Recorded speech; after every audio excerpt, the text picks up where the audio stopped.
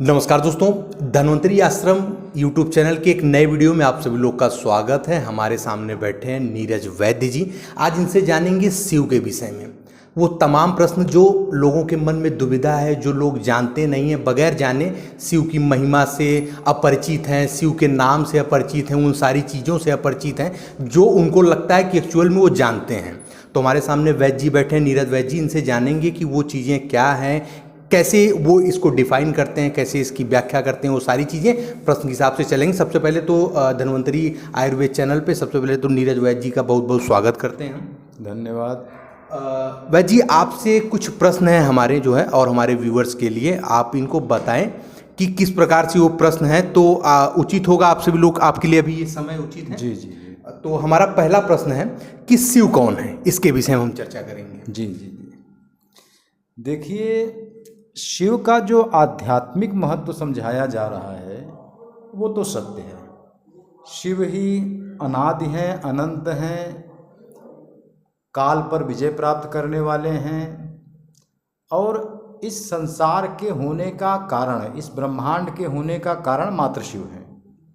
लेकिन हमारे जीवन में जो आज तुच्छ जीवन लोग जी रहे हैं, उस जीवन में शिव क्या है इसका जानना बहुत जरूरी है। क्योंकि लोग आज धर्म में वैज्ञानिकता खत्म कर चुके हैं। केवल और केवल निहित स्वार्थ को पूरा करने के लिए धर्म में वैज्ञानिकता बिल्कुल समाप्त की गई है, जिससे कि वैज्ञानिक बड़े आराम से धर्म को गाली दे पाते हैं। तो इसके लिए आपको शिव के जो रूप हैं उनको जानना होगा। एक चीज़ मैं आपको बता दे रहा हूँ, चलिए।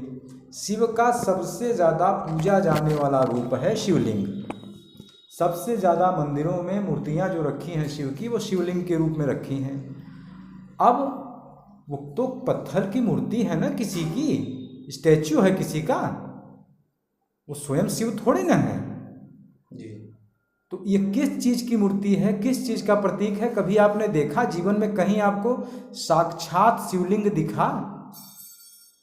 नहीं, लोग कहते हैं जो मूर्तियां दिख रही हैं पत्थर की बनी हुई, लिंग के आकार की जो मूर्ति दिख रही, लोग कहते हैं शिवलिंग है। हाँ? लोग मानते हैं और यही सदियों से लोग यही मान के जान के पूजा भी करते चले आ रहे हैं। तो इसमें क्या ऐसी चीज़ नया है जो आपकी तरफ से, जो लोग हैं जिनके अंदर श्रद्धा के रूप में यही जानते थे कि शिवलिंग मतलब वो मूर्ति जिस पे हम लोग जलाभिषेक करने जाते हैं, ठीक है? इसी प्रकार से कुछ 12 ज्योतिर्लिंग हैं जिस पे वो लोग दर्शन करने जाते हैं, तो उनके नज़र में यही शिवलिंग है। तो आप इसको किस प्रकार से डिफाइन करते हैं, किस प्रकार से इसकी परिभाषित करते हैं इसको, तो उसके विषय में करते हैं। जैसे इसमें और एक आगे हमारे प्रश्न है, शिवलिंग क्या है, ये शिव कौन है, शिवलिंग क्या है, इसके विषय में बिल्कुल क्लियर करिए। देखिए, शिव के जो रूप बताए गए हैं उनमें शिवलिंग सबसे प्रमुख रूप है शिव का। और वास्तव में जो आप मंदिरों में जा रहे हैं वो मूर्ति ही है, वो शिव नहीं है। प्राण प्रतिष्ठा की गई है, शिव की ऊर्जा है उसमें, वो आपका कल्याण करने वाला है। लेकिन यदि आप जानना चाहते हैं कि ये किस चीज़ का प्रतीक है, तो आपको मैं ये बताता हूँ। आज तक कहीं आपने इसको सुना नहीं होगा। शिवलिंग ये है वो है, दुनिया भर की कहानी व्हाट्सएप पे इस पे सोशल मीडिया पे चल रही है, किंतु मैं आपको आज साक्षात शिवलिंग का दर्शन करा दे रहा हूँ। इस धरती पर, इस संसार में, इस सृष्टि में सबसे आवश्यक है जन्म। अगर ऑक्सीजन न रहे तो भी कितने जीव हैं जो कि बिना ऑक्सीजन के जीवित रहते हैं, वो रह लेंगे। जल न रहे तो बहुत से जीव बिना जल के ही जीवित रह लेते हैं, तो भी वो जीवित रह लेंगे। लेकिन अगर जन्म होना बंद हो जाए, एक नया जन्म, तो यह संसार समाप्त हो जाएगी, इसकी सृष्टि खत्म हो जाएगी, निर्माण खत्म हो जाएगा इसका। शिवलिंग साक्षात जीवित स्वरूप में, आप किसी माता के गर्भ से जब एक संतान का उत्पन्न होता है, एक संतान की उत्पत्ति होती है, तो सबसे पहले योनि से एक पिंड बाहर निकलता है। सही जन्म लेने का जो तरीका है वो यही है कि एक योनि से और एक पिंड, सबसे पहले एक सर बाहर निकलता है। यही तो लिंग है।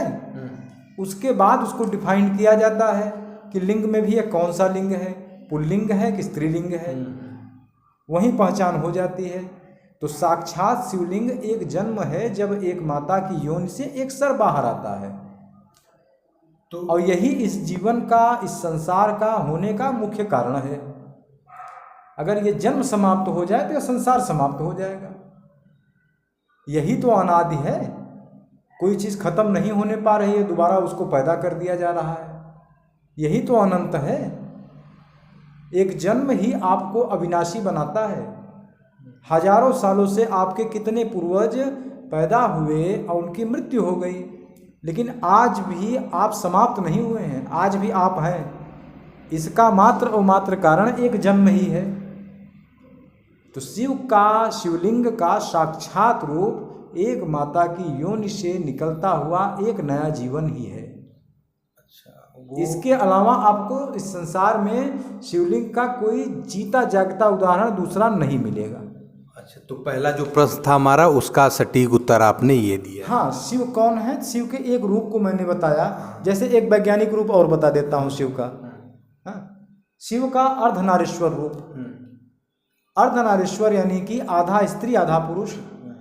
अर्धनारीश्वर का निर्माण भी जन्म से संबंधित है।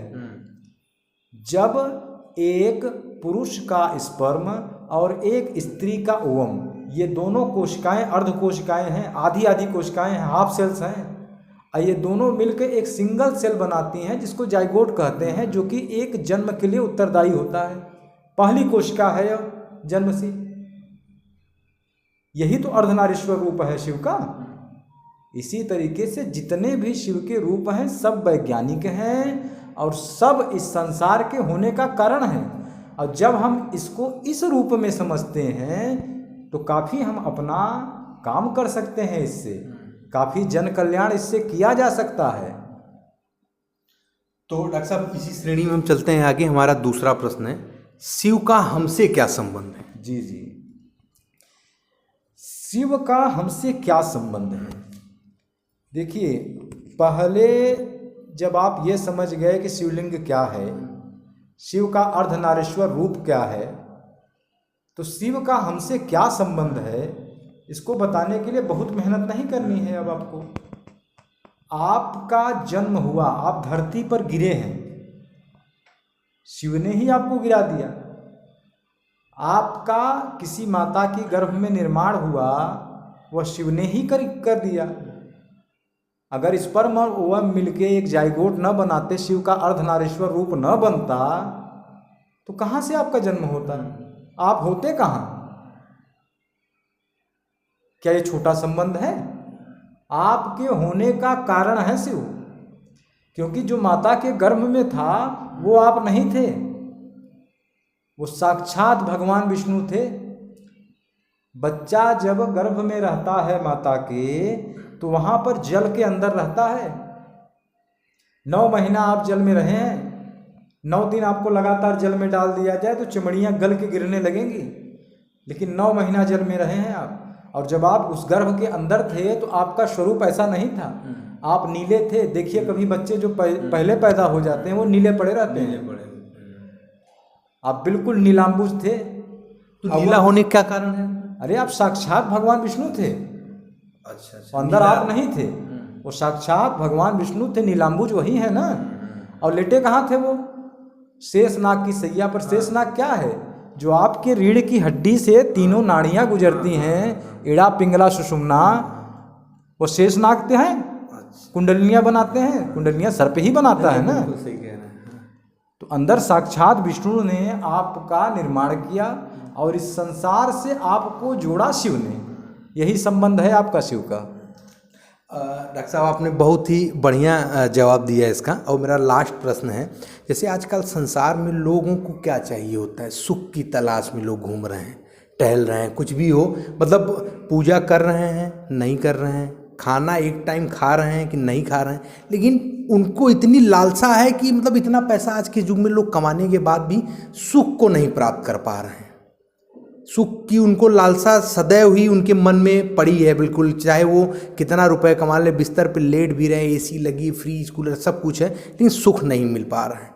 तो इससे संबंधित हम आपसे एक प्रश्न करना चाहेंगे कि सुख क्या है और ये हमें कहाँ से प्राप्त हो सकता है?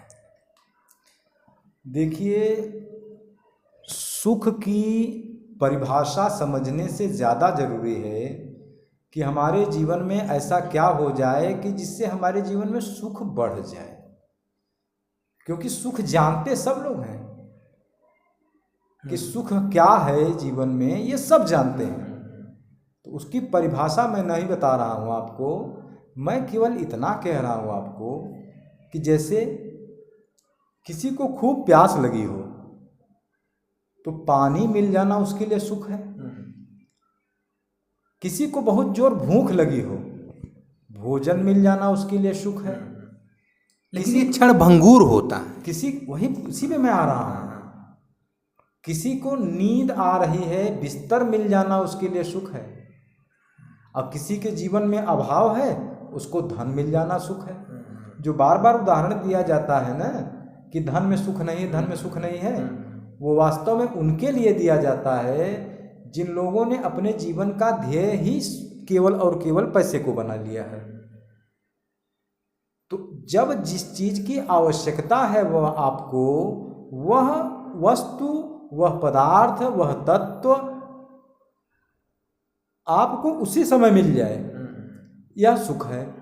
अब उस समय न मिलके उसके बाद मिले, जैसे 21 वर्ष का कोई युवा हो और उसका विवाह हो जाए तो यह उसके लिए सुख है।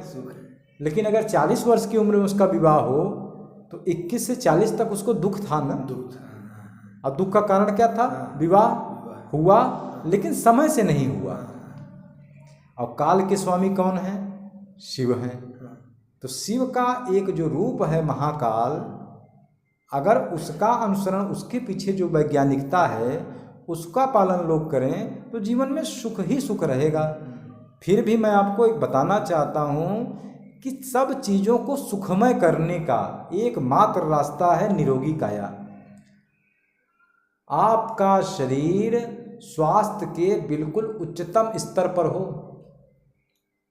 स्वास्थ्य के उच्चतम स्तर पे हो। हाँ, तो और इसके लिए मैं एक चीज कह रहा हूँ, सुबह सुबह पेट यदि साफ हो जाए और दिन में 2 बार उच्च गुणवत्ता का शुद्ध भोजन मिल जाए, बस यही सुख है। तो बाकी वैद्य जी इस पे हम लोग आगे डिस्कस करें, क्योंकि एक ही वीडियो में सारी जानकारी लोगों को दे देना उचित नहीं है। तो उच्च गुणवत्ता वाला भोजन कौन सा है और बेहतरीन जीवन किस प्रकार होना चाहिए, अगली वीडियो हम लोग चर्चा करेंगे। तो अभी हमारा ये जो प्रश्न था, इसके सभी सटीक उत्तर आपकी तरफ से हो गए हैं? जी, हो गए हैं। और यदि किसी भाई को इसमें कोई संशय दिख रहा हो या इसके विषय में और जानना चाहता हो तो, या किसी ने विज्ञान ज़्यादा पढ़ लिया हो, सबसे बड़ी समस्या इस समय उनके साथ है जिन्होंने विज्ञान कुछ ज़्यादा पढ़ लिया है। अगर वो इस मैटर पे कुछ बात करना चाहते हों तो उनका पूरी तरीके से स्वागत है। वो अपना जो है प्रश्न किसी भी माध्यम से मुझ तक पहुंचाने की कोशिश करें और मैं उनके प्रश्नों का जवाब दूंगा। तो जितने लोग के पास ये वीडियो जाए वो लोग कमेंट बॉक्स में कमेंट करके वैद्य जी से चाहे डिस्कशन के रूप में, चाहे एज ए डिबेट के रूप में आप सभी लोग बात कर सकते हैं, एक पढ़े लिखे, एक एजुकेटेड पीपल होने की तरह से। बिल्कुल, बाकी वैद्य जी उसका स्वतः आप सभी लोगों को पर्सनली हर एक कमेंट का पर्सनली जवाब दे देंगे। इस वीडियो के बाद अगली वीडियो आप सभी लोगों को होगी कैसे उच्च गुणवत्ता का जीवन और भोजन किस प्रकार आदमी जिए कि अपना उसका जीवन सुखमय हो सकता है, इसके विषय में बात करेंगे। जो भी चैनल पर नया हो चैनल को सब्सक्राइब करने के साथ साथ बेल आइकन जरूर प्रेस कर दें, ताकि ऐसे ही बेहतरीन स्वास्थ्य से रिलेटेड वीडियो, जीवन से रिलेटेड मोटिवेटेड वीडियो आप सभी लोगों को प्राप्त होती रहे। चलिए मिलते हैं अगले वीडियो में, तब तक के लिए जय हिंद, जय भारत, नमस्कार।